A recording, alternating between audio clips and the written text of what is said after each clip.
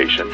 All of us here at the Raymond Mitchell Association want to thank you for your participation in our limb regrowth program. Your generous service helps us aid all of humanity. We understand if you're confused, but don't worry, you're not alone. There is another patient to keep you company in our facility, and they're very eager to meet you. All we ask is that you play a game of chance with your new friend to determine the effectiveness of our procedure.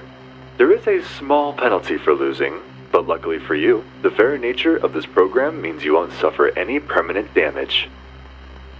In the following room, you will see a game board representing the maze in our facility, with the human statuette representing you.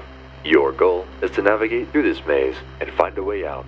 But be careful, some tiles, represented by various colors, will initiate certain events, and you might not find all of them to be pleasant. A small cabinet has been provided for you to store all of the useful items you come across.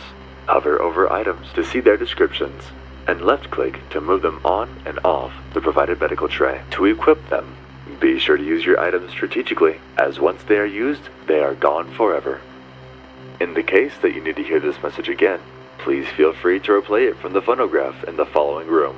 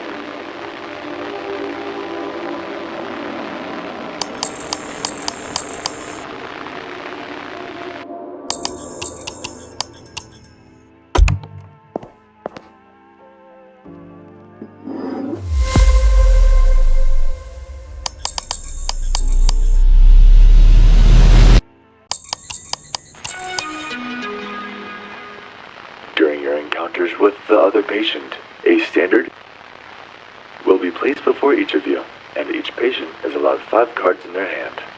Luckily for you, since you're the challenger, you'll always start first. All revealed cards will be moved to the discard pile off to the side. You will only be able to redraw once you've used all the cards in your hand. Of course, and your deck won't be shuffled until all cards have been sent to the discard pile. In each deck, there are 31 safe cards, 16 death cards, and 8 joker cards. Drawing a safe card allows you to pass your turn with no consequences. But if you draw a death card, you will unfortunately have to relieve yourself of one of your fingers. Additionally, for your convenience, there will be a monitor keeping track of the amount of death cards currently on the table. If 3 jokers are drawn, an execution will begin. Whoever draws the 3rd joker has the option to choose either themselves or their opponent to have their current hand scanned. If you choose yourself, your hand will be scanned for death cards. If you have any death cards, they will be removed from your hand. If you do not possess any death cards, when you perform this action, one of your fingers will be singularly removed. The same is true for your opponent. Should you win the game, you will be returned to the game board. Should you lose all your fingers within an encounter, you will permanently lose 2 fingers and return to the board. This procedure is still a work in progress after all. Regrettably, if you permanently lose all your fingers, you will no longer have the opportunity to be a part of this wonderful project, and you will be retired. Any fingers you collect from your opponents can be kept and traded for items in the item shop, the location of which is noted in blue on the game board.